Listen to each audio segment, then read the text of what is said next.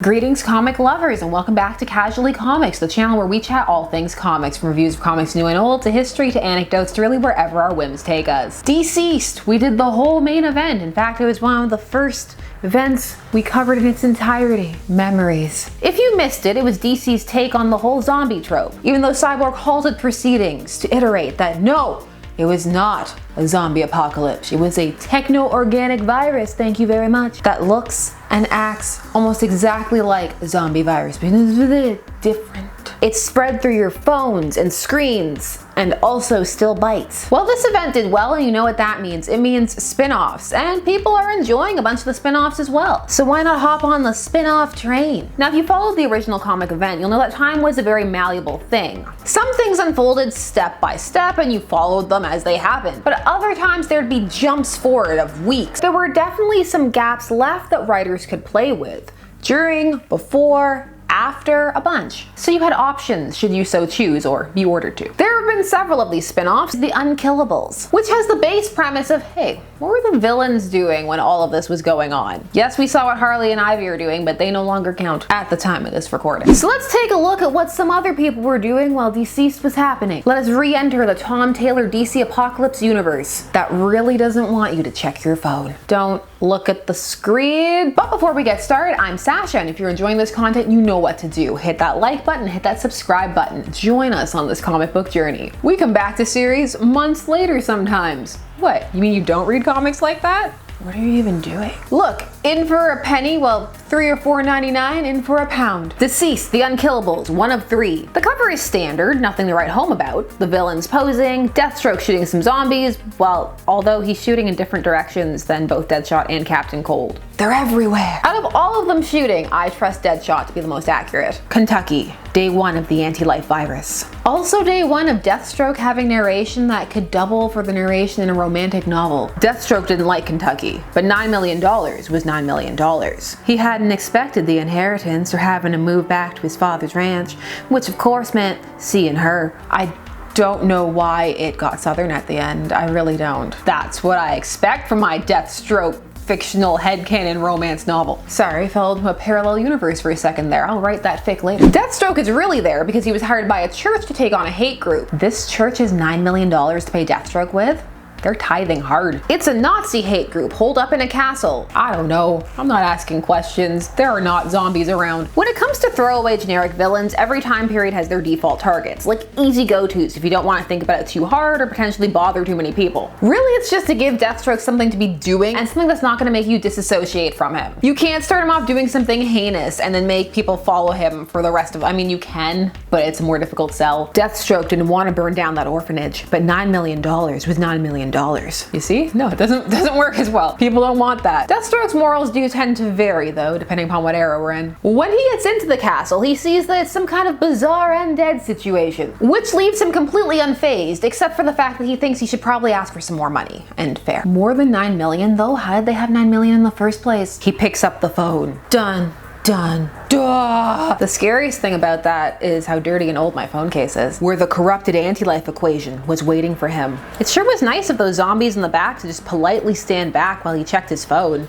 It's in my head. It's in my... But the virus doesn't take over Slade. It can't because of its enhanced healing factor, which was falling down on the job because it took a whole day to clear the infection. I'm sure a lot of people are dead because he came out of it strangling some random civilian. Day two of the anti-life virus.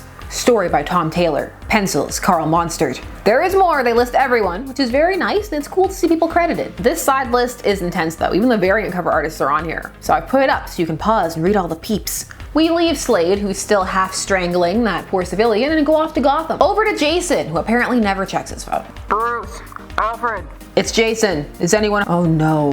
He discovers the bodies of Bruce, Dick, and Tim. I thought you of all people. Bruce never checks his phone or watches the cat videos I send him. How could this have happened? Ace the Bat Hound is still alive and recognizes Jason, who decides he can't leave his family like that. We get a really effective panel of him walking past a framed picture of the Bat family, located in between pictures of Bruce's parents, which is a silent and very effective moment. The family he lost and the family he made. It's sweet and it pulls at your heartstrings. Jason buries his family, and the panels throughout have also been putting famous Batcave memorabilia in the back. We've seen the penny and the T-Rex. Jason discovers that there are only 2 living Bat family members left in Gotham, and so he goes to seek them out. And he brings Ace, as you do. We also get a look at the headstone that he carved. It's a very Jason headstone, and you'll note the subtle increase in size of text as it goes on, as if it's the layers of who Bruce was or how Jason saw him at least. Also in Gotham, we have Rose Wilson. She's hiding out in her apartment when her dad, Deathstroke, shows up. I'm coming, it's time to go.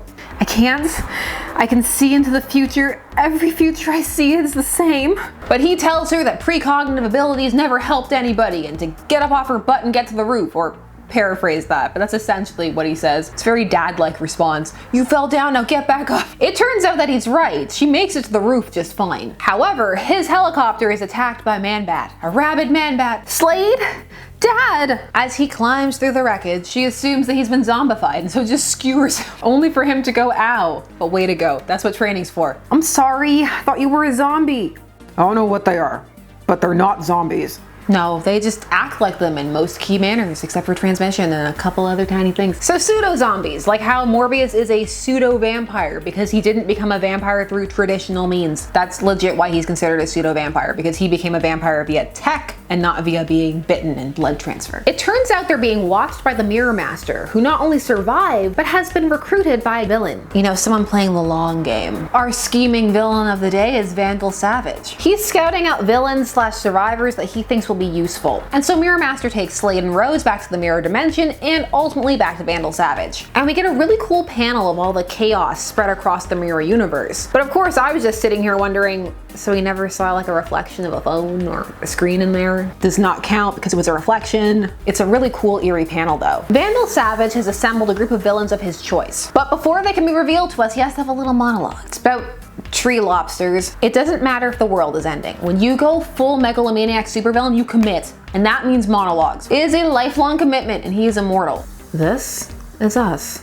That's an eclectic group. Why is the Creeper here? I mean, narratively, it's because he has a healing factor. The Creeper is a fascinating history, full of attempts to make him happen that never really stuck. He's gonna be providing comic relief, saying that he made the team tree lobster shirts and hats and flags to embrace Savage's metaphor, which for some reason threw me into a pit of, where did he make those? How did he get them? Does Savage have a 3D printer? Some days I'm in the mood to overanalyze jokes and some days I'm not. C'est la vie. They started it, making me ponder healing factors and the like. The heroes are going to fail.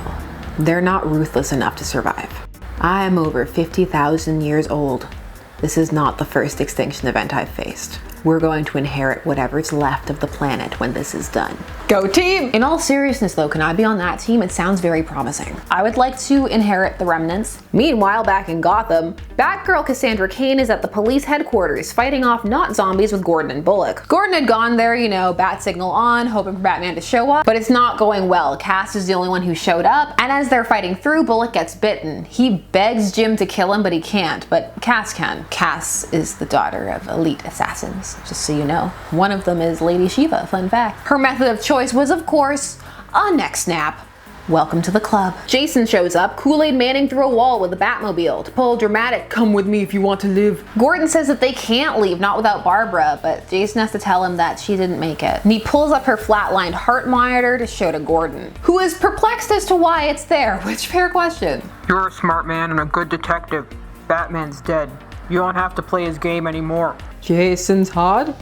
Yes. Dang, the details on Jason's face got real sharp all of a sudden. We're the only 3 alive in Gotham. What? Why am I monitored? Batman was terrible at expressing anything with words, and he had absolutely no consideration for personal boundaries. But he violated your trust and security monitoring you for a reason. Bruce thought of you as family, Jim. They go to see Barbara's body upon Gordon's request, and the scene works really well. This is because in the main series you had Harley, who was manically gleeful. There were some slight tears, but there was also now that kind of level of Harley mania that she just maintains. Some writers take her upbeat personality and take it to a point where she's often bordering on manic. So the tone of that scene versus the tone of this scene are very different, and they contrast quite well. This allows you to see another side to what it means for other people's characters who were attached to Barbara. It's a nice accent and makes the work feel connected, just like having Jason bury the Bat family. It builds ties and, in theory, an investment in the universe. Jason, meanwhile, is drawn to another body. Damn. It should have been me. I should have been the one to kill him. So as a consolation prize, he ties the corpse to the hood of his car as an ornament. Batmobile's his now. It's an apocalypse. Don't judge me. We all know that Jason would have done this apocalypse or no apocalypse. Don't pretend, Jason. They go to Bloodhaven, which DC has recently decided to insist canonically by having Nightwing say it that it's pronounced Bloodhaven, which a lot of people suspect because there is the symbol over the U, but also a lot of people chose not to say that way because Bloodhaven kind of matched a bit more with the city's rep of being worse than Gotham. When you call it Bloodhaven, it just sounds really gritty. Bloodhaven does not have the same appeal. It sounds a bit more like I need to go to a polka festival, which I would go to, especially if Nightwing was there. The group sees a building being swarmed and decide they need to do something about it. So Jason overrides the lethal force blocks on the Batmobile using the password Remember Joe Chill and starts blasting some zombies. It turns out it's an orphanage. They're making their last stand. The adults have fled or been infected. These two are real superheroes. Batgirl and Robin. I like that detail that Jim would still think of Jason that way, / not want to introduce him as the gun-toting, killing vigilante Red Hood. Although in this universe, is he still killing? I don't know. It varies on whether he's killing people or not. So they decide this is where they're gonna make their stand, and so ends issue 1. As far as tie-ins go, this one's really decent. It functions well because it's not necessary to understand the main story. So if you were to collect that, you would still have everything you needed in one volume. But this story does add to the mythos and universe of the DCeased world. So if you were into that universe, this should be right up your alley. Also, if you happen to stumble upon this first, there is definitely enough there to make you want to go back to the original events. Just lots of questions that are left unanswered, like how did Batman die? Where is everybody? Oh look, the Joker's dead, Batgirl's dead. There are just lots of things to draw you in. The art style isn't for me, but that's an entirely personal thing. It still gave some evocative panels. I enjoyed the art overall, but not so much on the faces. Just a bit too harsh for my taste. It's nothing groundbreaking, but it's decent, it gets the job done, it tugs at some heartstrings, moves things forward. Success. It also feels a bit more focused because it has a narrower concept, so it can linger a bit longer. But those are just my opinions. What did you think of issue 1 of Unkillables? Did it make you like the universe more? Or are you just here for Jason? Let me know all your thoughts down below, and while you're down there, please do all the YouTube things. Like, share, comment, subscribe, and hit the bell notification so that you never miss a vid. Thanks so much for taking some time out of your day to discuss comics with me. I always appreciate it, and I'll see you again soon. Bye-bye.